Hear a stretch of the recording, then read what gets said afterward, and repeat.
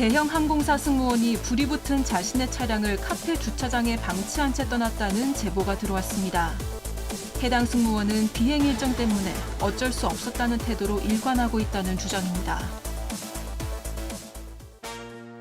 뾰로롱 안녕하십니까. 자, 오늘도 시간은 짧은데 말이죠. 드릴 말씀은 너무너무 많아가지고 빨리빨리 시작하도록 하겠습니다. 예, 사건 반장 시작합니다. 자, 사방가족 여러분 오랜만에 뵙습니다. 먼저 죄송하다는 말씀부터 올려야 되겠네요. 자, 12월 3일 그날 밤 이후 사반이 정상적으로 방송된 날이 거의 없었습니다.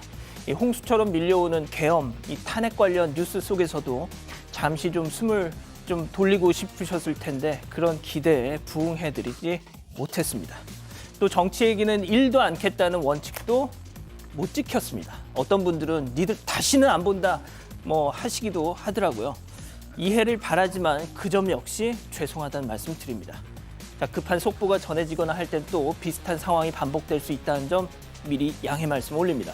자, 오늘 출연자 소개 올리죠. 예, 보여주시죠. 백다희 아나운서, 박지훈 변호사, 박상희 한국열린사이버대 교수, 양재열 변호사 나오셨습니다. 안녕하세요. 안녕하세요. 지난주에 사방 너무 자주 결방돼가지고 우리 김정희 여사 완전 슬퍼하셨어요 하신 박미혜님, 스위스에서도 대한민국 응원, 사반 응원하는 가족입니다 하신 김희자님, 지난 토요일 집회 끝나고 여의도 미나리 삼겹살집에서 골든벨 울려주신 중년 신사분 밥 잘 먹었습니다 하신 김혜영님, 58 나이에 산업안전기사 자격증 딴 공흥일 형님 축하합니다 하신 문연택님, 사랑하는 장모님 이문숙 여사, 우리 쌍둥이 하루 할인이 잘 키워주셔서 감사합니다 하신 김동현님.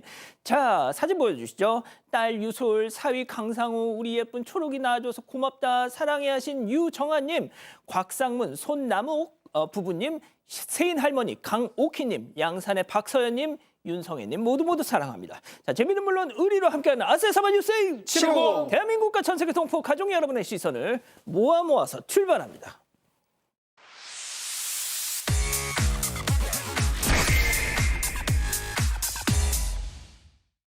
첫 번째 가보죠. 선결제는 뒷전? 자, 이번 탄핵 촉구 집회 때 추위에 맞서는 집회 참여자들을 위해서 따뜻한 커피, 식사 미리 결제해주는 이른바 선결제 선행 이어졌던 거 알고 계시죠? 자, 그런데 이런 눈살을 찌푸리게 하는 일도 있었다는군요. 사진 만나보시죠. 자, 한 온라인 커뮤니티에 올라온 글인데요. 누군가가 선결제해준 김밥집에 들른 글쓴이입니다. 자, 대략 30명이 그 김밥을 기다리고 있었는데, 자, 그동안에도 배달 주문이 계속 밀려오고 사장님이 선결제 김밥을 만드는 중간중간 이 배달 주문을 받느라고 무려 45분이나 대기. 그동안 빠진 사람은 5명밖에 안 됐다는 겁니다. 이러다가 집회 다 끝나겠다 싶었던 글쓴이 결국 김밥 포기하고 가게를 나와버렸는데요. 이번엔 다른 쿠키집으로 노선 변경. 선결제해준 사람 이름을 말하니까 돌아온 대답, 지금은 좀 안 돼요. 그렇게 말하더니 뒷손님 주문을 받았다는 겁니다. 자, 선결제도 다 돈 지불한 거 아니에요? 아니, 그런데 선결제 고객은 뒷전이고 직접 결제하는 고객들만 우선 챙기겠다? 이건 좀 아니다. 네, 윤석열 대통령 탄핵 촉구 집회가 여의도 국회의사당 앞에서 진행됐을 때요. 인근 카페나 식당에서 집회 참여자들을 위해서 선결제가 이어졌었습니다. 이 선결제 정보를 알려주는 웹사이트도 있었는데요. 시위도 밥 먹고라는 사이트 운영진에 따르면 이 등록된 선결제만 560건에 달했고 물품 개수로 보면 약 5만 건이었습니다. 금액 규모로는 억 단위로 추정이 되고 있는데요. 그런데 집회가 끝난 후에 온라인 커뮤니티에 이렇게 보신 것처럼 이 선결제를 받은 일부 가게에 대한 좀 불만 후기가 있었습니다. 가게가 배달 주문도 같이 하는 바람에 선결제 주문이 계속 밀려서 결국 주문을 포기하거나 다른 가게에서는 좀 손님이 몰려 있다는 이유로 선결제 주문을 받지 않고 직접 결제를 하는 손님 주문만 받았다. 이런 후기도 있었기 때문인데요. 한 누리꾼은 이 선결제도 고객이 주문한 건데 무료 배식을 하는 것처럼 굴지 않았으면 좋겠다. 이런 의견을 전해왔습니다. 자, 양 변호사님, 하지만 훈훈한 가게들도 많았겠죠? 저는 더 그런 가게가 더 많았다라고 믿고 싶습니다. 양심 가게에 대한 후기들도 많이 올라와 있었어요. 사람들이 많이 밀렸는데 엄청나게 친절하게 주문을 받았고요. 심지어 끝나고 나서는 또 어느 정도 남았다고 그것도 환불 절차까지 안내해 주는 곳까지 있었다고 합니다. 선결제를 해놓은 물건뿐만이 아니라 지금 보시는 것처럼 선결제 하지 않은 거, 뭐 쿠키, 뭐 핫팩, 따뜻한 음료 이런 거 무료로 제공하는 것들도 있었고요. 자발적으로 앞에 가게 앞에 청소해 주시고 무료 음료 나눠주시고 또 이 집회 참가하신 분들에게 쉴자리 내주는 그런 가게들에 대한 후기도 많았습니다. 하지만 또 이 선결제한 사람들 중에 유명인들이 많았는데 가수 아이유 씨도 선결제를 했다 그래서 미담이 올랐지 않습니까? 그랬더니 또 일부 보수 커뮤니티에서는 아이유의 제품들을 사지 말자라고 몽독을 올리는 그러니까 불매운동이 열려졌고 아이러니하게도 또 그게 나오니까 다른 또 그 커뮤니티에서 그렇다면 우리는 아이유 팬들이 반대로 운동을 하자, 많이 사주자 이런 운동까지 있었다고 하니까요. 글쎄 이 대통령의 잘못이 국민들까지 찢어놓는 것 같아서 더욱더 안타깝습니다. 알겠습니다. 자, 다음 이어가죠. 진상 중에 최고입니다. 자, 진상 오브 더 진상 충격적인 제보 영상 만나보시죠. 자, 주말 저녁 고깃집 아닙니다. 하얀 패딩 남성 주목. 자, 불판에 고기도 안 올렸건만 덕트를 그냥 마구 탕탕 때립니다. 탕탕. 저 사람 뭐야? 막 주변에서 수군수군 대든지 말든지 계속 탕탕. 자, 소주병 거꾸로 들고 위협도 합니다. 자, 드디어 고기 내주자 맨손으로 덥석 들더니 저 고기를 김치 마냥 손으로 막 찢고 있어요. 불판에다 막 올리면서 이거 고기도 손맛인가요? 자, 이어지는 진상짓에 주변 손님들 막 질려가지고 야야야 하자. 야, 끄지라 하면서 막 반찬을 투척합니다. 자, 저 인간 도대체 왜 저러는 걸까요? 자, 돼지 목살 감별사 박 변호사님. 저 남자 돼지 목살을 내주자. 이거 가짜 아니야. 어디서 날 소개하면서 저 짓을 했답니다. 그렇습니다. 돼지 목살은 돼지 이제 목 뒷부분을 이제 말하는 건데 상당히 맛있는 부분이죠. 예, 그건 그렇고요.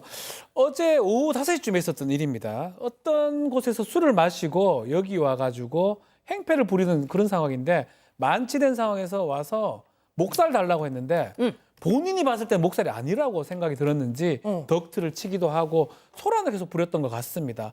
근데 실제로 지금 목살을 손으로 떼요. 저도 뭐 가능한 일인지 모르겠는데 저렇게 고기가 막 찢이나. 하여튼 맨손으로 찢어버리는 그런 것들을 보여줬는데 저는 목살로는 충분히 그렇게 목살처럼 보이고 괜찮아 보이는데 본인이 가짜라고 하면서 욕설에 반말에 행패를 부렸던 것 같습니다. 또 저 사람의 행패 때문에 옆에 있는 손님들까지 다 지금 나가버리고 결국 경찰이 왔다고 합니다.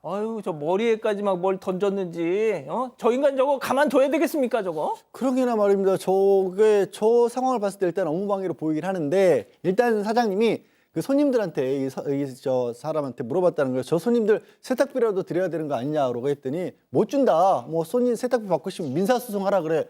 아니 세탁비 받으려 민사소송하는 사람이 어디 있습니까? 답답해서 이 사장님이 손님들한테 자기 돈으로 이 세탁비를 소정을 입금을 해드렸다라고 하고요. 문제는 경찰이 오긴 왔던 모양입니다. 경찰이 와서 설명을 해주는 게 이게 좀 업무방해가 적용되기는 애매하다는 식으로 설명을 했다라고 하는데 글쎄요. 저 사장님 입장에서는 아니 저 사람 때문에 손님들도 다 나가고 장사 흐름도 깨졌는데 왜 업무방해가 안 된다는 것이 좀 애매하다고 저도 잘 이해가 안 가는 부분인데 한술 더 떠서 경찰에서 상습범이라서 신병은 다 알고 있다는 식으로 얘기를 했다라는 거예요. 아니 그러면 상습범일 정도로까지 잘 알려진 그런 사람인데 뭐 업무방해도 죄를 못 묻는다면 그러니까 계속해서 이런 식으로 반복했던 거 아니겠습니까? 그러니까요. 저는 이 어떻게 되는지 저도 잘 이해가 안 가는 상황입니다. 알겠습니다. 자, 다음 이어가죠. 옷걸이 걸린 옷을 슬쩍입니다. 제보 영상 만나보시죠. 자, 주말 오후 키즈 카페. 옷이 잔뜩 걸린 옷걸이 보이시죠? 자, 조끼를 입은 한 여성이 딱 오더니 살며시 타고 와서 겉옷 하나 픽업. 딱 봐도 자기 사이즈가 아닌 것 같은 옷을 딱 걸치더니 저거 딱 봐도 애 옷인데 옷을 빼더니 확 뒤집고 그대로 총총합니다. 자, 애 옷을 자기 옷으로 착각해서 가져갔을 가능성이 있다 없다? 당연히 없고요. 지난달 30일 대구의 한 퀴즈 카페에서 일어난 사건입니다. 제보자 남편이 두 아이랑 함께 갔다가 이게 집으로 돌아오려고 하는데 6살 큰아이 옷이 사라진 거예요. 제보자는 엄마라면 본인의 아이의 옷인지 아닌지 착각할 수가 없다라고 했습니다. 남편이 옷걸이에 지퍼며 단추까지 다 채워서 걸어놨는데 저렇게 빼서 가져갔다면 고의성이 분명히 있다 이렇게 주장을 했고요. 이 퀴즈 카페에서 몇 시간 동안 정말 땀을 흘리면서 놀아서 정말 감기가 걸리기 쉬운 날이었다고 합니다. 아니나 다를까 감기에 걸렸다고 합니다. 근데 제보자는 같은 아이 엄마로서 이 겨울에 어른 옷도 아니고 아이 옷을 훔쳐갔다는 게 너무나 괘씸해서 제보를 했다고 전했습니다. 아유, 우리 애 이거 입히면 너무 좋겠다. 네, 본인이 입으려고 훔쳤을 것 같지는 않지만 저거 누가 봐도 아이 옷이죠. 맞지도 않으니까 앞으로 막 입으려고 막 이런 식으로 가지고 가잖아요. 뭐 자기 아이를 주려고 그랬는지 아니면 팔려고 했는지는 모르겠지만 이 사람 작정한 거 온 것 같습니다. 왜냐하면 차량이 등록된 것도 없고 카드를 쓰는 적도 없고 전혀 특정되지를 않는다는 거예요. 그래서 지금 저 사람 찾을 수가 없대요. 아이고야. 그래서 지금 키즈카페 측에서는 똑같은 옷을 사드리거나 아니면 돈으로 변상해 주겠습니다라고 얘기한 상황이라고 하는데 아이 옷을 훔쳐가더니 참 너무 부끄러운 줄 아셔야 될 것 같습니다. 그러니까요. 알겠습니다. 자, 다음 이어가죠. 자전거를 탄 심술보입니다. 자, 충격적인 영상 제보로 만나보시죠.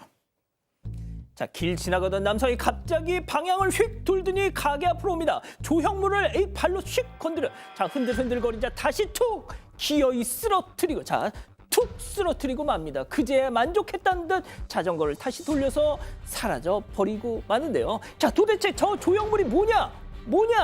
그렇습니다. 귀여운 곰돌이 팔을 아주 그냥 작살을 내버렸어.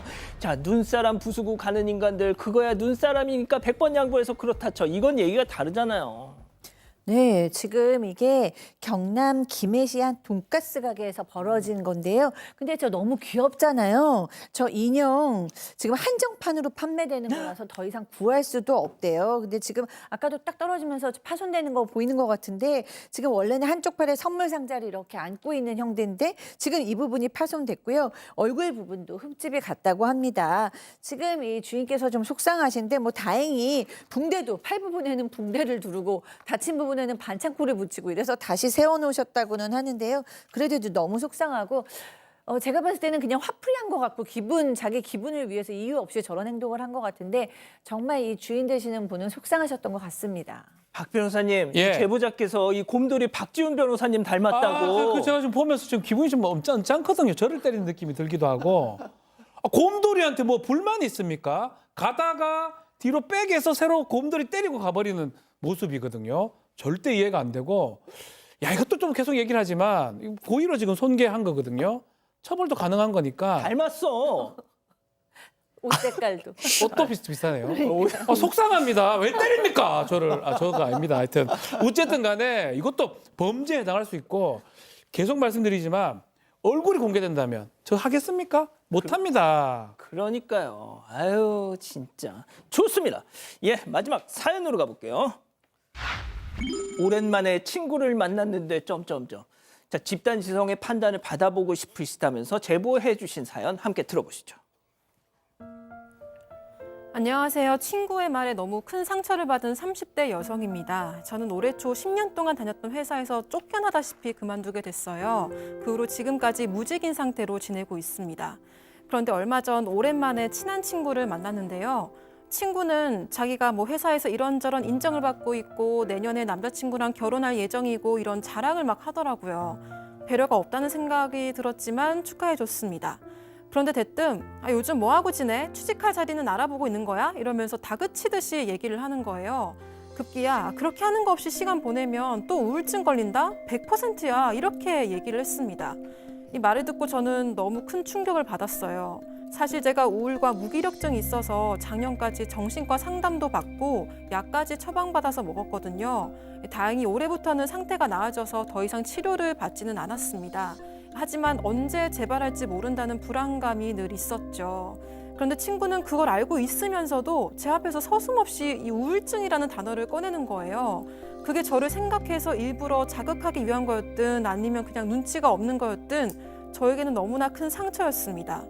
하지만 제가 평소에 좀 갈등이나 다툼에 부딪히기보다는 피하는 성격이어서 그날도 따지지 못하고 그냥 집으로 왔는데요. 제가 괜히 친구의 직설적인 말에 자격지심을 느끼나? 이런 생각이 들기도 하더라고요. 제게 모진 말을 쏟아낸 친구 이해가 되시나요? 그렇군요. 자, 기다리고 기다리셨던 부천 핸즈업타임 유튜브 JTBC 뉴스 채널 사건반장 독립 채널에서 9천여 분의 우리 가족 여러분들 함께하고 계신데요. 채팅창에 OX를 함께 참여해보시죠. 먼저 친구입니다. 어머 상희야, 우울증이라고 말한 게 그렇게 상처였어. 미안하다 얘. 그럼 그때 직접 말을 하지 그랬어. 너한테 상처 줘서 내가 좋을 게 뭐가 있다고. 예, 그리고 정신적으로 힘들 때 그거 이겨내는 방법이 뭔지 알아? 피하지 않고 정면으로 마주하는 거야. 다해 쟤도 하는데 나도 못할 거 없지. 이렇게 너 자극하려고 했던 거다 얘. 동그라미. 그렇습니다. 자, 다음 사연자. 뭐 날 자극해?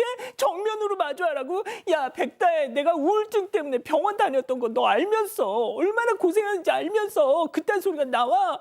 그런 자극, 그런 동기부여는 평상시에 나한테나 통하는 거라고. 그건 그냥 막말이고 상처고 배려가 없는 행동이야, 인간아 X입니다. 양 변호사님. 오래 알고 지냈다고 해서 다 친구라고 부를 수는 없는 것 같습니다. 아직 이제 연령대가 그렇게 뭐 나이가 많지 않은 편이라서 뭐 학교 학창 시절에 이랬을 때부터 알고 지냈을 수 있는데요. 한번 과거를 한번 되돌아보세요. 저 친구라고 불렀던 그 사람이 이전에도 자기 자랑하는 상대방 정도로만 나를 여겼던 것은 아닐지. 저건 진짜 친구라면 저렇게 할 수 없죠. 우울증이 얼마나 무서운 질병이라는 건 이제는 거의 상식처럼 돼 있지 않습니까? 자, 교수님 의견이 좀 궁금하네요. 네. 이거는 뭐 아기가 있었더라면 더 말할 것도 없고요. 친구 속상하게 하려고 교묘하게 내 자랑을 하고 싶어서 친구를 괴롭힌 거라면 말할 것도 없고요. 아기가 없었더라도 잘못한 겁니다. 왜냐하면 이런 식의 정말 배려 없는 말투, 배려 없는 인간관계는 정말 친구 사이에서 그냥 보통 사람도 하면 아는데 친구 사이에서는 더 피해야죠. 지금은 친구라면 격려해주고 지지해줘야 되는 타임 아닙니까? 직장도 잃었고 지금 몸도 마음도 아플 수도 있는 상황인데 거기에 이제 완전히 뭐 2배, 3배 더 힘든 말을 또 우울증 걸린다라는 또라는 말도 너무 좀 잔인하죠. 그렇기 때문에 이 친구는 뭐 친구라기 제 생각에도 뭐 친구라고 얘기하기 좀 어렵지 않나 하는 생각이 듭니다. 박 변호사님, 네. 계속 만난다, 의절한다. 의절도 필요 없어요. 지금 뭐 친구도 아니고 아마 자랑에서 이 자랑이 상대적인 거잖아요. 자기는 우월하고 친구는 열등하다는 걸 보여주려고 지금 이렇게 반복되는 것 같고 아마 좀 전에 얘기했지만 제 생각에는 오랫동안 만났으면 계속 그랬을 것 같아요. 계속 자기는 자랑하고 자기 자랑하려면 상대가 밑으로 떨어져야 되니까 아마 일부러 우울증 얘기를 한 것 같거든요. 저는 따끔하게 얘기하고 나 너 싫다 너 가라 이렇게 하는 게 자랑하지 마 이렇게 하는 게 더 좋을 것 같아요. 의절해라. 예, 백다희 아나운서. 근데 저도 이해가 안 가고 친구라고 생각 안 하시면 좋겠고요. 그리고 누구나 그 인생에서 저점을 지나가잖아요. 그런 시기를 지나가고 있는 거라고 생각을 하시고 진짜 친구보다 훨씬 더 잘 되고 훨씬 더 좋은 사람이랑 결혼하실 거니까 걱정하지 마시고 자신감 가지시면 좋겠습니다. 친구가 아니라 가족분들 의견도 들어볼게요. 레이크 루이즈님, 자존감 떨어지게 만드는 건 친구가 아닙니다. 만나지 마세요라고 하셨고요. 내사랑님, 저런 친구는 없는 게 낫습니다라고 하셨습니다. 떡볶이 주아님도 친구 아닙니다. 손절하세요. 누가 저렇게 상처 주면서 말하나요라고 하셨습니다. 그렇군요. 자, 사반 제보 메일과 카톡 제보 채널에서는 많은 사연 제보 기다리고 있습니다. 자, 오늘 본방 끝나고 오랜만에 유튜브 라방 사반 후반도 합니다. 함께 해주시고요. 자, 지난 토요일 많은 분들이 여의도 앞에 가셨던 것 같습니다. 저희가 며칠째 방송을 쉬고 있었음에도 저희한테 제보를 주시더라고요. 유병희님, 지난 토요일 오후 5시 2분 그 발표가 있은 직후 저녁 노을과 여의도 하늘을 가르는 풍선이 아름다워서 이렇게 찍어봤습니다 하시면서 보내주셨습니다. 이제는 더 이상 대립과 반목이 없는 하나 된 대한민국이 됐으면 좋겠네요 라고요.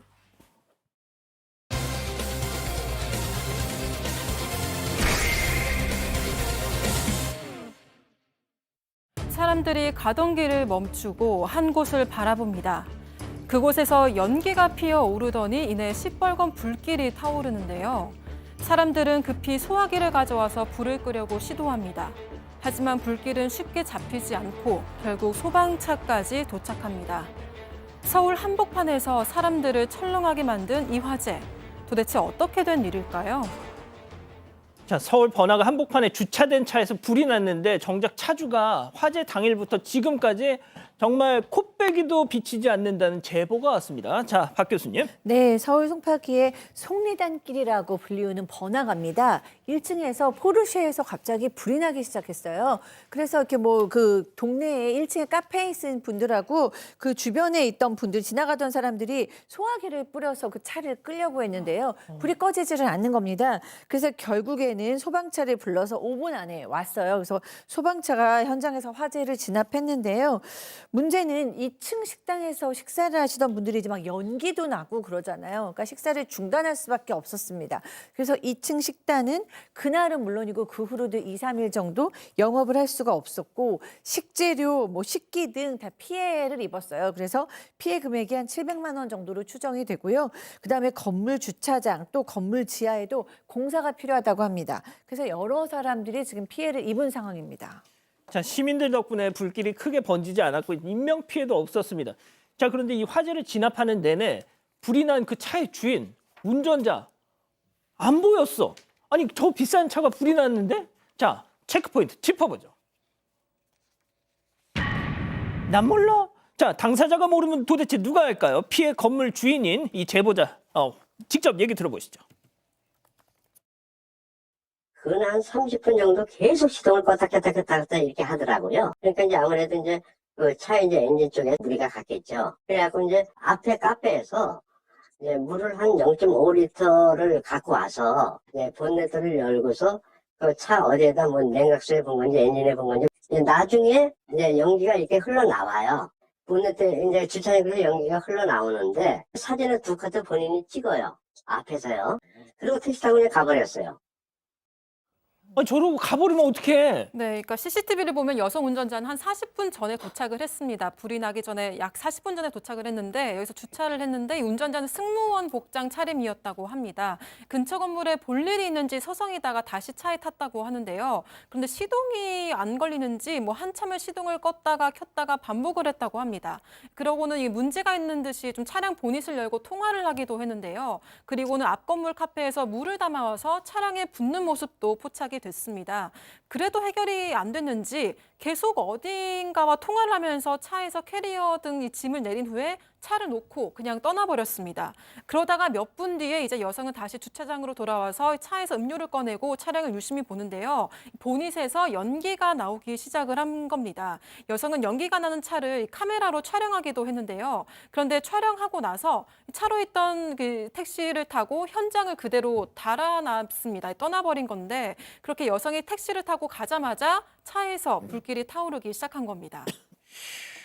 자, 영상을 좀 보시면은 화재가 났던 걸 모르는 것도 아니고 연기가 분이돼서 막 솔솔 이렇게 나는 걸 그냥 보고 택시를 타고 가버린 건데 제보자 얘기 이어서 좀 더 들어보시죠.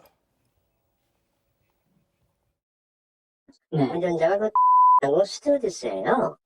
8시 비행기로 간다고 했거든요. 그래서 그럼 돌아오면은 아니 화재 현장을 이렇게 놔두고 가는 사람이 어디냐? 대체 인원을 대체하고 여기 갖다 처리해야 될 거 아니냐? 이제 그렇게 얘기하니까 대체 인원이 없다고 그랬어요. 그럼 좋다. 어차피 내가 이거 불은 진압이 됐으니까 30일 날 오면은 올 때까지 내가 차 빼지 않고 기다리겠다라고 했어요. 도착하면 바로 나한테 연락을 달라. 아주 지금까지도 연락이 없어요. 야, 이거는 이제 이런 사람이 어떻게 그런 항공사 직원이 됐는지 너무 무책임하고 기본이 안 됐잖아요. 자, 양 변호사님. 결국 비행 스케줄 때문에 그냥 차가 이렇게 불이 나는 걸 알면서도 그냥 출근을 했다는 건데. 네.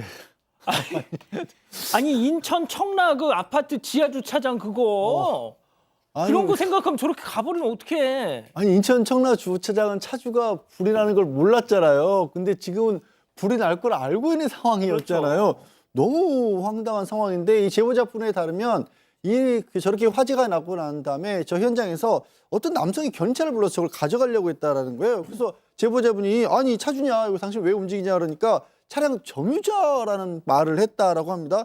등록증 보여달라니까 보여주지는 못했다고 하고요. 어쨌든 차를 빼려고 해서 계속 막고 운전자 연락처를 달라고. 양 변호사님 차량 점유자가 뭐예요? 저도 모르겠습니다. 정확히는. 사실은 차량 소유자가 아니라 점유자란 말 자체가 되게 희한한 얘기긴 한데 뭐 예를 들어 리스 차량이면 내가 주인은 아니지만 계속해서 내가 쓰는 차량이다. 이런 말인지는 모르겠습니다만 어쨌든 저 상황에서 맞는 말은 아닌 것 같거든요. 점유자면 자기가 가지고 있어야지 왜 다른 여성이 와서 저 차를 저렇게 주차를 했다가 불을 납니까? 어쨌든 그렇게 그 운전자 연락처를 알아내서 전화를 했더니 아니 자기 차에서 화재가 나는데 이렇게 가버리면 어떡하냐고 하니까 승무원인데 지금 내가 비행 스케줄이 잡혀 있었고 대체 인력이 없어서 어쩔 수 없이 다 갔다. 그리고 그냥 간 게 아니라 경찰하고 소방서에 신고했다. 이렇게 주장을 했다는 거예요. 뭐 신고했다고 끝날 상황이 아닌 것 같은데 아무튼 제보자분 그래서 그럼 비행 마치고 돌아서 연락해 달라라고 했는데 들으신 것처럼 이 차량 점유자하고 협의하라는 말만 해놓고 나서 이후로도 연락이 아직까지 없다라고 합니다. 자, 박 변호사님, 예. 차량 운전자는 앞서 보셨다시피 저 승무원, 네. 여성 승무원, 차량 점유자는 어떤 남성, 차주는 뭐 따로 있는지 모르겠고 네. 이 뭐지 도대체. 자, 이상합니다. 그런데 아무튼 네. 귀국했어요. 네네네. 비행 끝났어. 네. 한국 왔어. 음흠. 자, 그런데 연락이 없어. 그렇죠. 열 받아 안 받아? 별 받죠. 여성 이 운전자가 귀국한다는 그날 이후에 문자 전화를 했는데 받지 않는다고 합니다. 드디어 이 운전자한테 문자가 왔는데 문자 내용이 좀 가관입니다. 너무 쏘아붙여서 좀 힘들다 심적으로. 그또 폐차해야 하는데 제 심정도 좋지 않지 않느냐. 직접 갈 일은 없고 원하시면 경찰서에 접수해달라. 수사받겠다. 피하거나 거짓말하지 않겠다라고 문자를 보냈다고 합니다. 그리고 이제 그 이후에 운전자하고 얼굴 한 번 마주친 적도 없고요. 제대로 전화도 한 번 못했다고 합니다. 지금 2주 정도 지났는데 주차장에 차도 못 빼고 있고 또 화재 수리 공사도 지금 건물 찾는 사람도 주차를 못 하고 있기 때문에 2차 피해가 이어지고 있는데 당연히 와가지고 사과하고 뭐 이렇게 해야 되는데 이런 행동이 너무 화가 난다고 하네요. 야, 양 변호사님. 차 불타서 제 맘도 지금 말이 아니거든요. 저한테 왜 그러세요? 지금 이거죠. 그러니까요. 내가 더 억울하고 힘들다라는 얘기를 하고 있는 것 같고 아까 문자 잠깐 소개한 거 보면 불이 날 걸로 예상 못했다라는 식의 그런 답변도 하는데 물 붓고 연기 나는 거 사진 찍는 거 다 CCTV에 찍혀 있는데 게다가요 이 제보자분은 그 차량 점유자라는 남성한테도 문자만 왔었다고요. 근데 그러고 나서 또 이후에 이 점유자라는 남성도 오지 않고 그냥 견인차만 와서 또 차량을 꺼내가려고 한번 했다고 합니다. 근데 생각해보세요. 지금 2차 피해도 있는 거고 여러 가지 해결해야 될 문제가 있는데 또 누군지도 모르는 사람이 차를 가져가도록 놔둘 수는 없지 않습니까? 그래서 제보자분이 차를 가져가지 못하게 막고 그 차량 점유자라는 사람한테 연락을 했더니 그 차량 점유자라는 사람이 그 함부로 차 못 빼게 하는 것도 민형사상 문제가 있을 수 있습니다. 라고 오히려 여기에 대해서 문제 있다는 지적을 했다는 겁니다. 참 이거 적반하장 이 정도면 적반하장이라고 볼 수밖에 없는 건데 어쨌든 이 제보자분을 답답해서 경찰서에도 찾아가 봤지만 그냥 조사 중이고 그럼 도대체 차주가 누구냐 물어봐도 이건 또 개인정보라고 하고요. 구청에 연락을 했더니 그 사유지안의 주차장에서 벌어진 일이라서 우리는 또 관할이 아니다. 이런 답변이 돌아오고 있다고 합니다. 아니 저 정도면 민사소송을 하라는 건지 참 황당한 상황이네요 진짜. 자, 박 변호사님 짧게 좀. 자, 이 사람 지금 어떤 상황이냐 하면 결국은 점유자가 뭔지 모르겠어요. 이 견인차 데리고 와서 경찰이 와서 결국 차량 빼냈다고 하는데 그 후로도 연락이 지금 잘 안 되고 있다고 합니다. 누가 차주인지도 잘 모르겠고 돈이 문제가 아니죠. 기본이 안 돼 있다. 그러니까요. 그래서 사과 한마디 하면 되는데 안 되겠다 싶어서 실화죄로 고소를 진행한다고 합니다. 손해배상 청구도 한다고 합니다. 그렇군요. 알겠습니다. 자, 두 번째 사건 정리하고요. 별별 상담소 이어갑니다.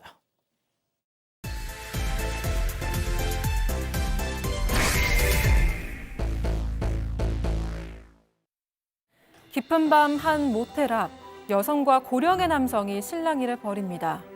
여성은 급히 택시에 올라 그 자리를 떠나는데요. 휴대전화에 112를 눌렀지만 끝내 신고하지 못합니다. 과연 그날 밤 여성에겐 무슨 일이 있었던 걸까요? 자, 오늘 이 사연 너무너무 놀랍고 충격적입니다. 자, 양 변호사님, 사건의 시작은 여동생의 결혼이었어요. 자, 이 사연자분은 그 30대 후반 여성인데 한 10년 전에 여동생이 결혼을 했답니다. 그런데 마침 이 사돈네하고 이 가족하고 이 사연자분의 가족하고 같은 동네에 있었고 평소에도 굉장히 사이가 좋고 자주 만났답니다. 그리고 이 그 사돈 댁에서도 여동생을 되게 예뻐해서 굉장히 좋았다고요. 여기까지는 그냥 미담이죠. 근데 가끔씩 이 사돈 어른이 선을 많이 넘다. 제가 봤을 때 선을 넘는 정도가 아닌데 어쨌든 한 번은 술에 취해가지고 나 평소에 너를 되게 이뻐했다고 하면서 자기 스타일 하면서 며느리는 자신의 아들 스타일인데 언니는 내 스타일이다라고 했다는 거예요. 지금 믿어주세요. 동생의 시아버지가 자기한테 그런 말 사연자분에게 이런 말 한 겁니다. 이건 너무 충격적이었고 이 상황을 보다 못해서 그 제부의 누나가 택시에 태워서 아버지 사도를 집에 혼자 보낸 적도 있었다고 하는데 이후부터는 이 사연자분은 가족 모임에 어떻게 나가요? 그리고 가능하면 아예 안 만나려고 엮이지 않으려고 노력을 했답니다. 어이, 사돈 처녀, 넌 내 스타일이야. 이게 사람입니까? 네, 그래서 1년 전에 여동생 시아버지의 칠순잔치가 열렸을 때도 여성은 바쁘다고 거절을 했었습니다. 하지만 부모님이 예의가 없다고 해서 결국 참석을 할 수밖에 없었는데요. 그런데 이제 2차까지 끌려가가지고 이제 사돈집에서 술자리까지 하게 된 거예요. 그리고 밤이 늦어서 여동생 부부와 부모님은 택시를 타고 각자 집으로 갔습니다. 여성은 집이 가까워서 걸어가려고 했는데 이제 밤이 늦었다 보니까 동생 시어머니가 내가 데려다 주겠다 이렇게 얘기를 한 거예요. 근데 이제 옆에서 이 사돈 어른이 이걸 듣고는 내가 데려다 주겠다 이렇게 우기기 시작을 했습니다. 결국 여성은 사돈 어른과 단둘이 불편하게 길을 걸어가고 있었는데요. 여기서 문제가 생긴 겁니다. 모텔가를 지나가는데 갑자기 사돈 어른이 자신의 엉덩이를 이용해서 여성을 모텔 쪽으로 밀기 시작한 겁니다. 여성이 왜 이러냐면서 이렇게 화를 내니까 사돈 어른이 갑자기 여성의 손을 잡고서는 모텔 쪽으로 강제로 끌고 가기 시작했습니다. 자, 그때 그 상황 이 사연자 얘기 직접 들어보시죠. 저는 시어머니가 데려주신 게 아니라 시아버지가 저를 데려다 주고 같이 나왔어요. 근데 갑자기 모텔 딱 들어오니까 저를 딱 끌고 팔을 딱 잡고 모텔을 끌고 가더라고요. 저를 이렇게 끌고 가더니 제 팔을 딱 잡고 자기 이제 팔찌 속을 집어넣었잖아, 제 손을. 그날 막 만지게 하더라고요. 이 나이 먹고도 잘할 수 있다고 그러면서 한 번만 하고 가자고 계속 얘기를 하는 거예요. 이 완전 미쳤네 이거. 정신 나간 것 같은데 어? 이 70대가 여성을 향해서 이제껏 계속 좋아했다 얘기하고 여기서 상의로 손을 가져가면서 내가 팔딱 뛰는 모습 뭔 소린지 그러면서 또 하이에 손을 가져갔습니다. 너 때문에 이렇게 됐다라고 충격적인 말을 쏟아냈다고 하고요. 결국은 팔을 깨문 뒤에야 겨우 그 자리에 벗어나서 택시를 타고 도망쳤다고 해요. 아니, 미쳤어요 교수님 이거. 네, 그렇습니다. 근데 이 여성은 이제 그때 신고를 하고 싶었어요. 근데 신고를 하고 싶었는데 신고를 하지를 못했습니다. 왜냐하면 동생이 그때 셋째 아이를 임신한 지 8개월 차였어요. 그러니까 내가 이걸 얘기하면 우리 동생이 이혼하게 되지 않을까? 아유. 라는 생각이 든 거예요. 그래서 참았습니다. 근데 이렇게 참고 고소를 못하고 신고도 못하다 보니까 이제 병이 났어요. 그래서 밤마다 악몽을 꾸고 정신병원까지 가서 치료를 받아야 했고 결국에는 직장도 다닐 수가 없는 상태가 되었어요. 지옥 같은 시간을 보낸 겁니다. 그래서 이제 집에 이렇게 있는데 어느 날 엄마가 오시더니 우리 사돈네랑 주말에 밥 먹기로 했다. 같이 가자 이렇게 얘기를 하는 거예요. 그러니까 이걸 견딜 수가 당연히 없잖아요. 없지. 그래서 안 간다고 얘기했더니 어머니께서 네가 왜 거기를 안 가냐고 막 화를 내시는 거예요. 그래서 그때야 이제 나 이런 일을 당했다고라고 이제 폭로를 하게 됩니다. 자, 엄마한테 다 털어놨어. 그러니까 어떤 반응? 네, 좀 충격적이었습니다. 자신의 아들에게 이 사돈 아가씨가 날 좋아하는 줄 알았다. 그동안 계속 나한테 신호를 주길래 받아준 것뿐이다. 이렇게 얘기를 했다고 합니다. 사돈 어른이라는 인간이. 네, 그렇습니다. 이 가해자는 뒤늦게 경찰 앞에서 50만 원 줄 테니까 합의를 하자 이렇게 제안을 했고요. 하지만 여성은 전혀 합의 의사가 없었고 제대로 처벌해달라고 간곡하게 부탁을 했습니다. 하지만 이 가해자는 초범이라는 이유 등으로 결국 벌금형을 받았다고 합니다. 자, 양 변호사님. 이 정말 믿기 힘든 진실을 자기 엄마한테도 얘기하고 가족들한테 알렸어요, 사연자가. 네. 자, 그래서 그러면 모두가 다 한편이 돼줬나요? 아니요, 전부 뭐 정말 무릎 꿇고 싹싹 빌어야 될 때 상황은 정반대였습니다.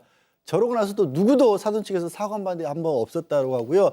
제부도 이제 친정에 자기 동생이랑 같이 왔을 거 아니에요. 그럼 제부가 오히려 째려보고 완전히 무시했다라는 겁니다. 그러니까 그 사돈 어른이란 인간의 아들이죠. 그러니까 동생의 남편이죠. 오히려 째려보고 무시했다라고 하고요.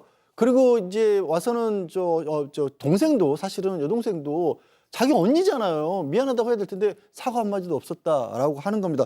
더 충격적인 거는요. 친정 부모님조차도 입덧번권 안 하고 왜 화도 안 내주냐라고 했더니 화를 어떻게 내냐.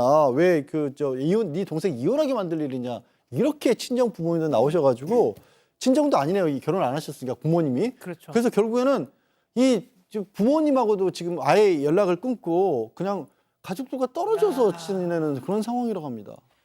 이거 진짜 앞서 들으신 것처럼 실제 사연입니다, 이거. 오늘의 궁금증 짚어보죠. 자, 사돈에게 성추행을 당한 후에 가족들한테 2차 가해까지 당하고 있어요. 아니, 내가 왜 숨어 지내야 하냐 이렇게 하시는데 박 변호사님부터 갈게요. 일단은 강제추행죄 벌금까지 선고가 됐기 때문에 왜 벌금인지 모르겠지만 선고가 됐기 때문에 유죄인 거고요. 이거를 기반으로 해서 뭐 민사소송이나 손해배상 청구를 당연히 해야 될 것 같고 만약에 지금 2차 가해를 하는 거거든요. 어떻게 보면 그런 부분도 저는 손해배상도 가능한데 뭐 가족들이니까 그런 것까지 좀 생각을 해서 전문가의 도움을 좀 받으셨으면 좋을 것 같습니다. 양 변호사님, 저는 그 사돈 어른이라니까 그 사람도 아니고 예. 이 사연자분의 가족들이 너무해. 지금 아직까지도 이 친족 간 성범죄가 굉장히 끊이질 않고 있습니다. 잘 드러나지 않고요.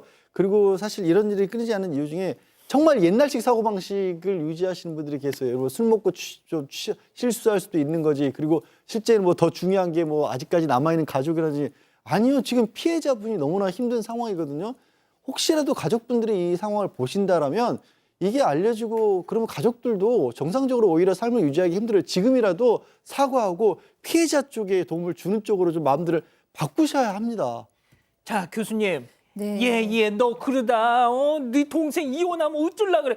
지금 그거 걱정하게 생겼어 지금. 네, 그래서 이 친족 내 성폭력이나 성폭력 문제나 성추행 문제는 이렇게 꼭 희생자가 나오는 경우가 생각보다 왕왕 많이 있습니다. 그러니까 우리 다소의 평화를 위해서 피해자인 네 하나가 참아라, 비밀로 해라, 하나 그냥 너 참으면 우리 다 평화롭잖니, 이런 무언의 메시지를 주는 거죠. 그렇지만 이 피해자는 지금 성추행으로 괴롭죠. 게다가 사돈이었죠. 가족들이 모른 척하죠. 거기에다 억울하게 네가 꼬리를 쳤잖아, 뭐 이런 식의 반응이었잖아요. 그래서 너무나 이제 상처를 받는 건데요. 기본적으로는 이 사동 어른에 대한 죄와 벌이 확실하게 이루어져야 될 것 같습니다. 그래야 일이 매듭되어질 것 같고요. 그러나 이제 친정 안에서 이 또 여동생의 이혼과 행복의 문제가 있기는 하기 때문에 친정 식구들과 속 깊은 이야기를 나누는 것도 중요하겠습니다. 박 변호사님, 저는 말이죠, 이 가족들 진짜 너무합니다. 지금 뭐 동생 이혼, 요즘에 뭐 이혼이 별거예요. 그런 시부모 동생 위해서 이혼하는 게 낫기도 하겠다 차라리. 인연을 좀 끊어도 저는 진짜 이 정도로 2차 가해를 가하는 거잖아요. 피해자를 보호해주고 우리 가족인데 그 가족에 대해서 이혼 이런 것 핑계를 대면서 말도 안 되는 얘기를 하기 때문에 저는 이거 다 좀 전문가 도움 받아서 법적인 조치를 좀 취하면 좋겠다는 생각이 듭니다. 오늘 너무 충격적이네요. 네, 가족분들도 많이 분노하셨는데요. 역꽃바람님, 역겨운 사돈을 두둔하는 가족은 뭔가요? 라고 하셨고요. 승승장구님도 사돈은 말할 것도 없고 사연자 가족도 문제입니다. 라고 그래. 하셨습니다. 그리고 박연숙님도 동생도 친정부모도 모두 나쁜 사람들입니다. 라고 하셨습니다. 그러니까요. 자, 별별 상담소 이렇게 정리하고요. 잠시 후에 돌아오겠습니다. 슬릭. 그럼 계속 그렇게 사시든가요? 특허받은 얇은 날로 얼굴을 살리는 요즘 면도 Boys Be Slick. 슬릭. 여기도 콘드로이친, 저기도 콘드로이친. 비슷비슷한 이름들에게 따라할 수 있는 건 비슷한 이름, 딱 거기까지. 다양한 국가에서 연구된 관절 연골 건강지표 개선 확인. 이 정도는 담아야 이름값 하는 콘드로이친. 관절엔 콘드로이친 1200. 1분 1초가 아쉬운 아침. 샤크 플렉 스타일. 드라이와 스타일링을 빠르게. 잔머리를 정돈해 더 윤기 있게. 원하는 스타일 그대로. Get ready to shine. 샤크 플렉 스타일.